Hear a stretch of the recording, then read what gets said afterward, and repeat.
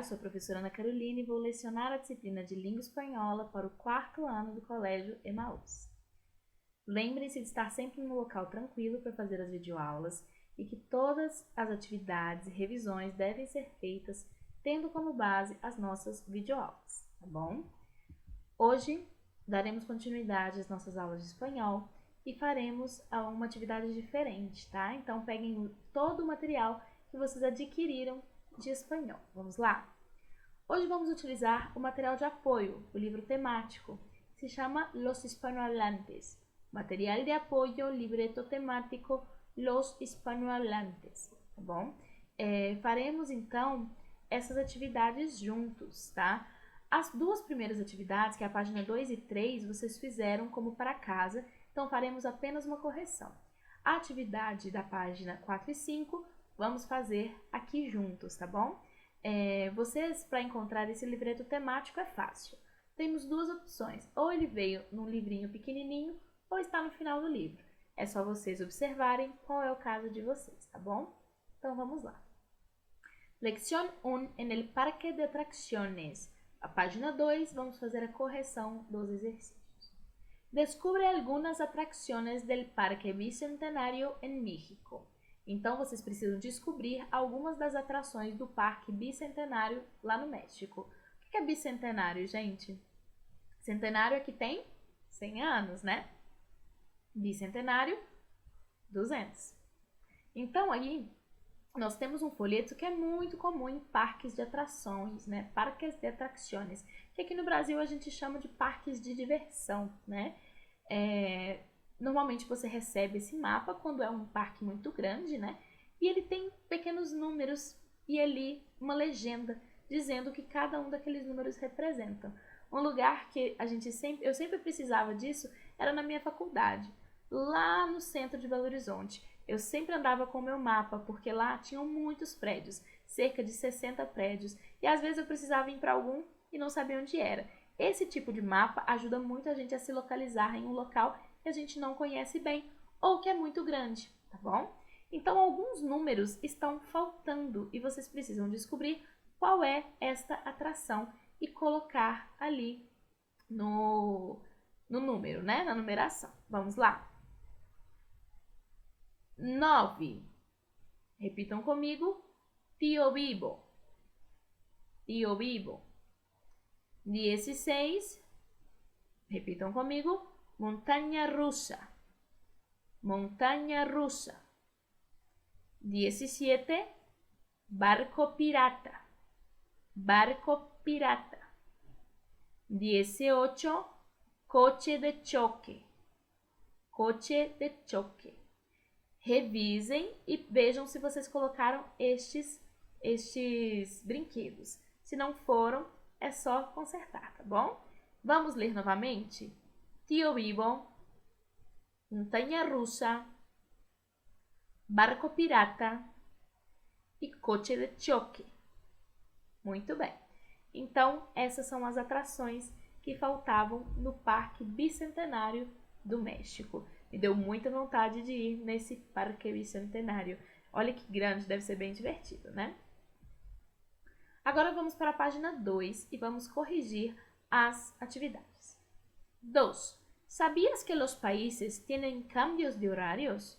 Relaciona los relojes según corresponda. Na verdade, gente, vários países possuem fuso horários diferentes, né?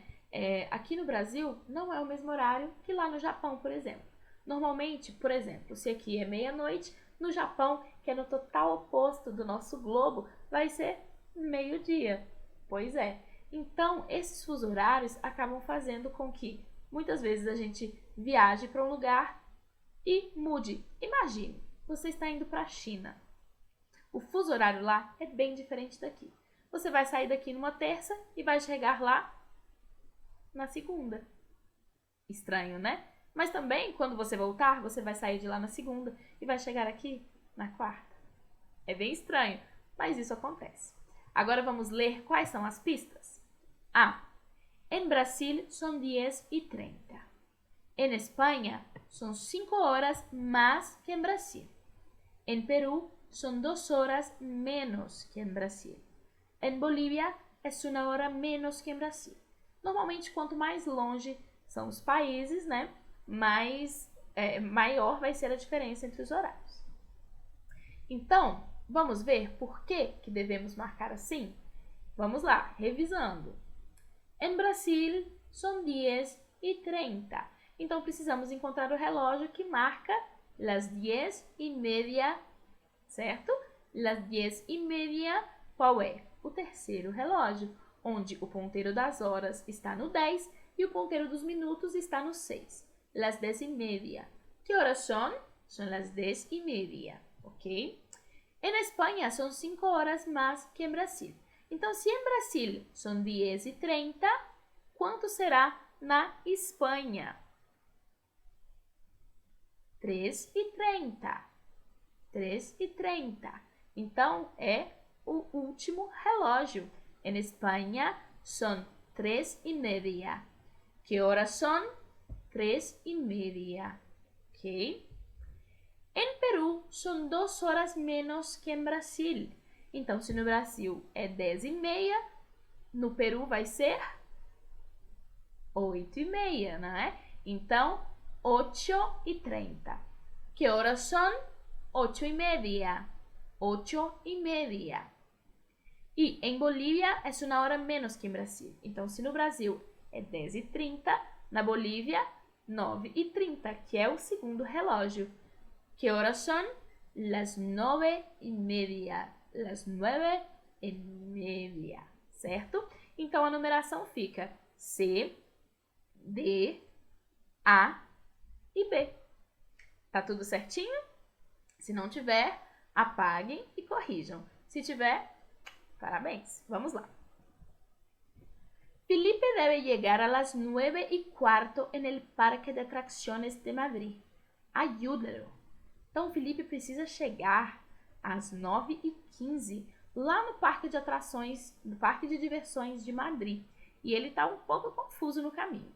Ele precisa chegar ali no caminho do meio, que é onde o relógio está marcando às 9:15, né? Então, era só pegar o lápis e fazer este caminho até que ele chegasse às 9:15. Os outros caminhos não iam dar a lugar nenhum. Ele ia chegar sempre no horário errado. Então, ele precisa chegar ali às 9:15. 9:15. Que horas são? 9:15. Muito bem. Agora nós começaremos uma parte que vocês ainda não tinham feito. Então, se vocês quiserem pausar o vídeo, fazer os exercícios e voltar depois, tudo certo. Se vocês não acharem que estão muito bem hoje para fazer isso, vamos fazer juntos, tá bom? Este é Lección 2 en el centro comercial. Observa la imagen y escribe con palabras la cantidad de cosas que ves. Vamos primeiro observar esta imagem. Nós temos várias pessoas, né, no centro comercial, é um shopping. Quantas escadas temos? Quantos elevadores? Quantas pessoas estão ali? Quais as cores que estão utilizadas? Prestem bastante atenção na fotografia. Quantas portas nós temos? Quantas lâmpadas nós temos? Quantos andares nós temos? É bem detalhada essa imagem, né? Vamos lá fazer os exercícios? Usa os números de abaixo. Então, vocês têm esses números aí. Falem comigo. 7, 15, 1, 2 e 4. 7, 15, 1, 2 e 4. Ainda deu uma colher de chá ao livro porque deu as opções. Porque agora a gente precisa dizer quantas escaleras, quantos ascensores, quantos pisos, quantas tiendas e quantas lâmpadas existem nesta imagem. Vamos lá? ¿Cuántas escaleras tienen la imagen? Muito bem. 2 escaleras. Temos 2 escaleras, ou seja, temos 2 escadas. Repitam comigo, 2 escaleras. Muito bem. ¿Cuántos ascensores tenemos en la imagen? Muito bem. un ascensor. Repitam comigo, un ascensor. Ou seja, temos somente um elevador. Quantos pisos temos na imagem? Lembrem que pisos são andares. Quantos pisos temos na imagem? Muito bem, temos 4 pisos. Repitam comigo, 4 pisos. Muito bem.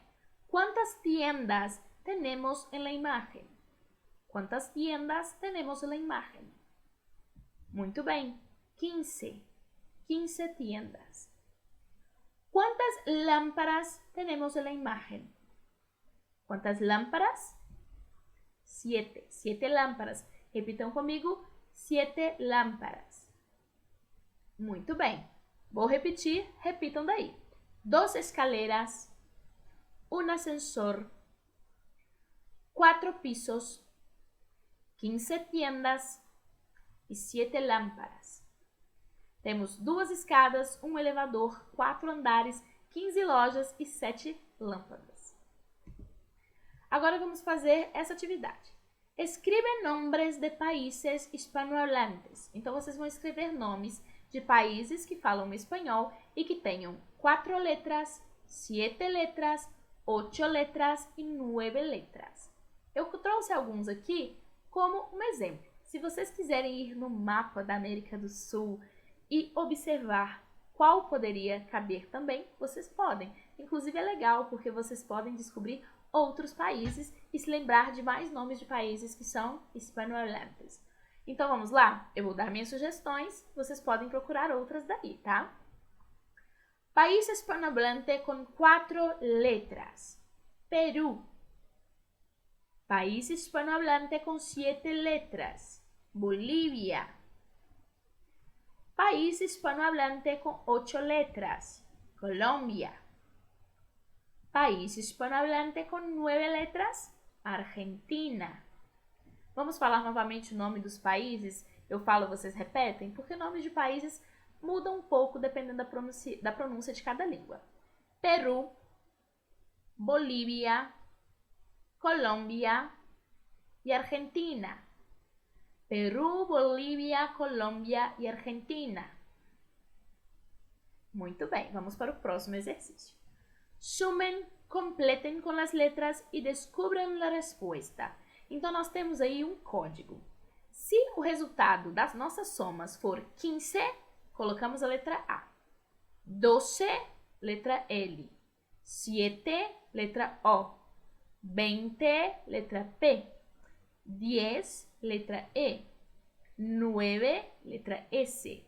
16, letra N. Então, vamos utilizar la A, la L, la O, la P, la E, la S e la N. Vamos lá? Estas são as somas. 5 mais 5, 10. La E. 4 mais 8, 12. La L.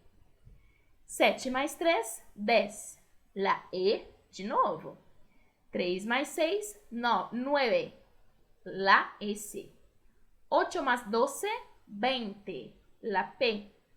8 más 7, 15. La A. 9 más 7, 16. La N. 5 más 2, 7. La O. 5 más 7, 12. La L.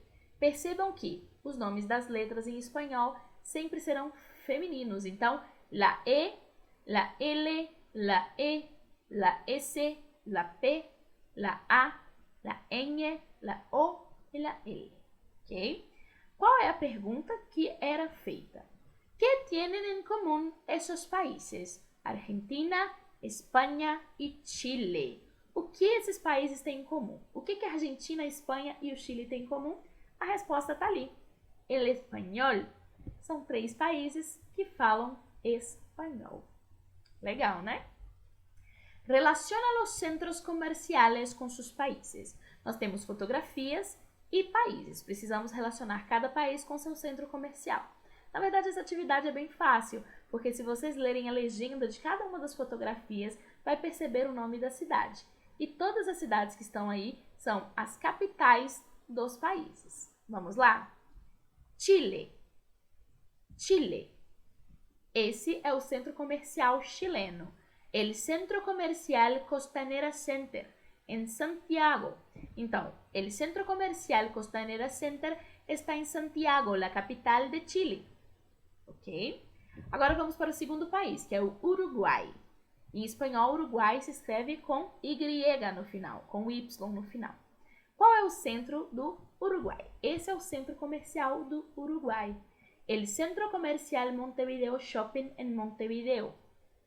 Então, el Centro Comercial Montevideo Shopping está em Montevideo, a capital de Uruguai. Certo? Agora vamos para a Argentina. Qual é o centro da Argentina? Esse aqui, bem bonito, né? Me deu muita vontade de ir lá. El Centro Comercial em Buenos Aires. El Centro Comercial em Buenos Aires está em Buenos Aires, capital de Argentina. Muito bem. Agora vamos ler uma tirinha. Um comic. Em espanhol nós dissemos comic. Eu vou ler, nós vamos interpretar e depois leremos juntos, tá bom? Aprender a volar não é fácil. Aprender a cair tampouco. Pero vivir en el suelo aburre. Então, é assim. Aprender a voar não é fácil. Aprender a cair também não é. Mas viver no chão é muito tedioso. Então, as pessoas precisam tentar, né? As pessoas precisam aprender cada vez mais. Voar, alçar voo, ser cada vez mais interessado em aprender mais. Por exemplo, vamos aprender uma nova língua? Vamos! Vai ser fácil? Não. De vez em quando a gente vai cair? Vai. Mas vai valer a pena? Com certeza. Porque ficar no solo não tem graça. O importante é que a gente aprenda a voar. Que a gente, mesmo que a gente caia de vez em quando, rale os joelhos no chão, vai valer a pena no final. Então vamos ler juntos? Aprender a volar não é fácil. Aprender a caer tampoco. Pero vivir en el suelo aburre. Muito bem, turma. Então, por hoje, ficamos por aqui. Eu espero que vocês fiquem com essa mensagem e queiram cada vez mais aprender. Se empenhem cada vez mais em desenvolver o conhecimento de vocês para aprender a voar e voar cada vez mais alto. Não desanimem com os tombos no caminho, porque isso faz parte da vida e no final vai valer a pena. Nos vemos na próxima aula. Já estou com saudades e lembre-se, juntos no caminho certo.